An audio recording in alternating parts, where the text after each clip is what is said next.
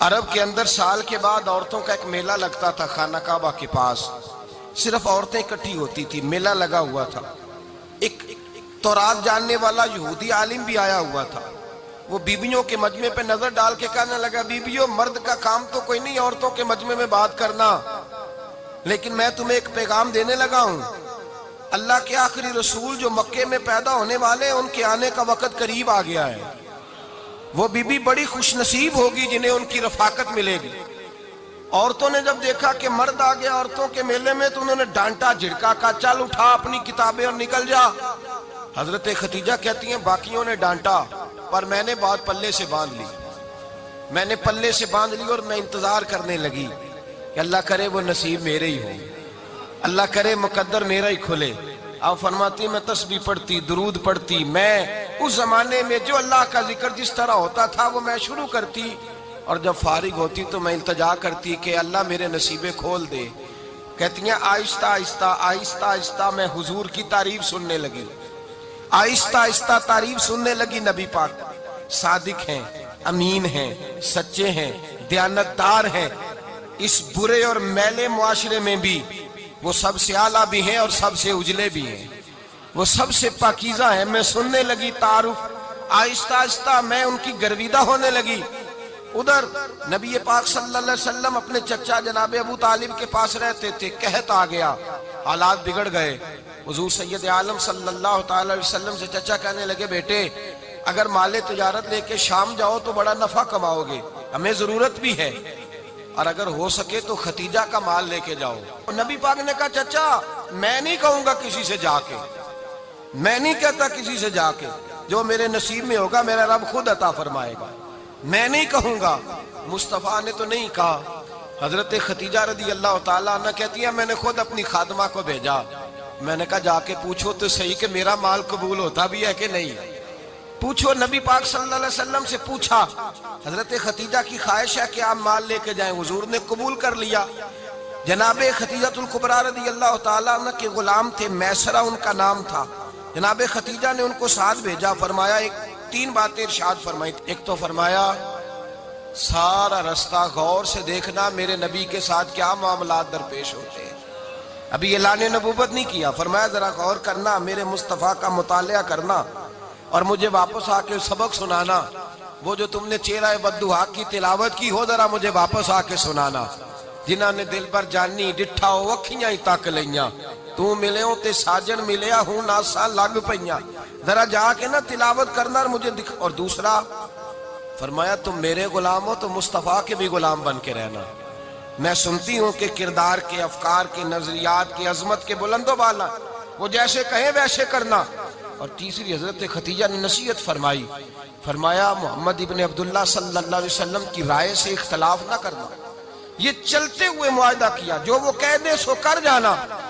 غلام کہتے ہیں میں ساتھ گیا، باتیں میں نے سن لی، لیکن جب سفر شروع ہوا نا ابھی چند منزلیں طے ہوئی تھی، میں نے کہا خدیجہ آپ نے کیا نصیحت کرنی تھی، ان کے ساتھ جو رہے گا وہ ان کا غلام ہی بن جائے گا، ان کے ساتھ جو رہے گا تو اجے میرا محبوب نہیں ڈٹھا جن ویکھ کے چن شرماوے، جے رکھے ہاتھ پھلاں وچ ہاتھ نال پھلاں رل جاوے، تے ادھی راتی چن چڑھ جاندے جدوں جلوہ فرماوے۔ فرمایا جو بھی ساتھ رہتا غلام ہو جاتا۔ میسرہ کہتے میں گیا، تجارت شروع ہوئی، کہتے ہیں نبی پاک صلی اللہ علیہ وسلم جب منڈی میں پہنچے تو لوگ قسمیں اٹھا اٹھا کے مال بیچ رہے تھے۔ اللہ کے محبوب جب گئے نا تجارت کرنے تو ایک آدمی کہنے لگا چلو معاذ اللہ بتوں کے نام تھے لات و منات، کہنے لگا لات کی، عزا کی، منات کی قسم اٹھاؤ، تو نبی پاک فرمانے لگے ان کی قسم اٹھاؤں جن کا میں نام لینا بھی پسند نہیں کرتا، ابھی اعلان نبوت نہیں کیا۔ اور فرمایا ویسے بھی میں قسم دے کے مال نہیں بیچتا، خریدنا ہے تو خریدو، نہیں خریدنا تو نہ خریدو۔ کہتے ہیں لوگ قسمیں اٹھا اٹھا کے پیچھے جاتے تھے، پر میرے نبی جس سے رخ پھیرتے تھے وہ نبی پاک کے پیچھے ہو جاتا تھا۔ ماتے کئی گنا زیادہ نفع کمایا۔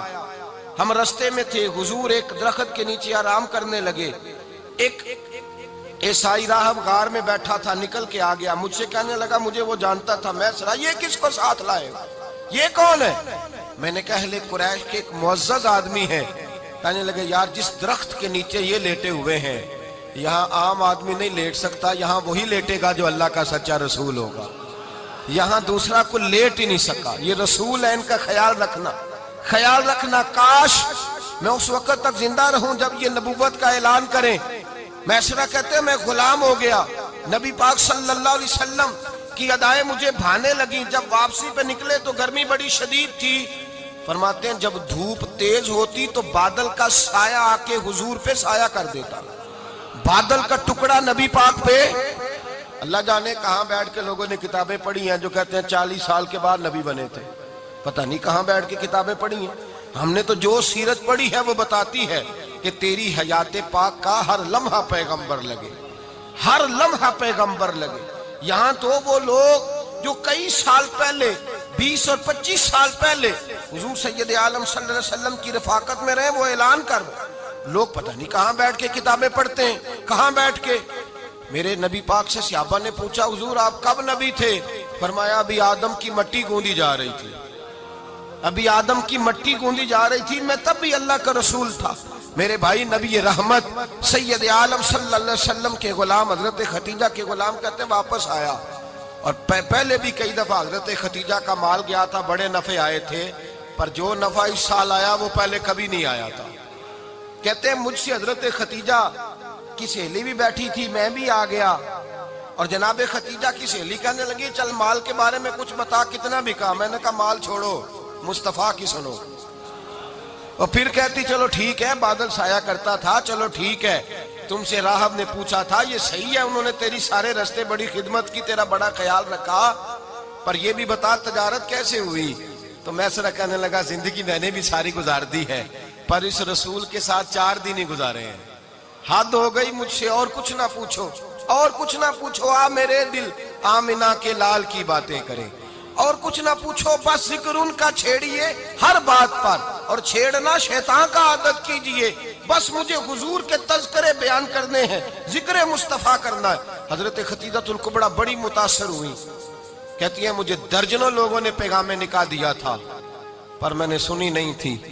میں نے نفیسہ کے ہاتھ پیغام بھیجا. میں نے کہا میری عمر 40 سال ہے، ان کی 25 سال ہے، اور میرا اعمال اور طرح کا ہے. وہ شہنشاہ ہے، جا کے پوچھو تو صحیح، بھلا میں قبول ہوتی ہوں؟ پوچھو. نفیسہ کہتی ہیں میں آئی تو وہ خاتون جن کے لیے لوگ بڑے بڑے قریش پیغام دیتے تھے، پیغام لے کے آئی. تو رسول پاک نے عجیب رنگ بیان کیا اپنی سیرت کا. جب میں پہنچی میں نے کہا خدیجہ نکاح کرنا چاہتی ہیں؟ نفیسہ کہتی ہے میرا خیال تھا کہ کوئی اور ہوتا تو کرسی سے اٹھ کھڑا ہوگا، فوراً کہے گا اچھا جلدی کرو بات کرو. جب میں نے آ کے کہا نا حضور خدیجہ نکاح کرنا چاہتی ہے، تو نبی پاک نے میری طرف دیکھا، فرمایا وہ کہتی ہے کہ تم کہتی ہو؟ کہا وہ کہتی ہیں. تو حضور نے فرمایا ٹھہر جاؤ، میں اپنے چچا سے پوچھ کے بتاؤں گا، میں مشورہ کروں گا، میں پوچھ کے بتاؤں گا. آج بچوں کو کچھ سبق بڑے یاد ہیں. کہتے ہیں پسند کی شادی کرنا حضرت صاحب ناجائز ہے، پسند کی شادی کرنا کو ناجائز ہے. اور میں نے کہا بھائی صرف ایک ہی جائز چیز رہ گئی، اور کوئی شے جائز نہیں. یہ ایک ہی جائز چیز ہے جس کا فتویٰ سارے نوجوان پوچھتے پھرتے ہیں، سارے رانجے بنے پھرتے ہیں، مجنوں بنے پھرتے ہیں، سارے مئی وال ہو گئے. اللہ پاک کو ہدایت کی توفیق عطا فرمائے. سارے اس بری لت کا شکار ہو گئے. اور بھائی نبی پاک سوائے خدا کے کسی کے پابند نہیں، لیکن میرے مصطفیٰ نے اپنی امت کو یہ درس دیا ہے کہ جو بڑوں کے شفقت کے سائے میں چلتا ہے اللہ اس کی مدد فرمایا کرتا ہے.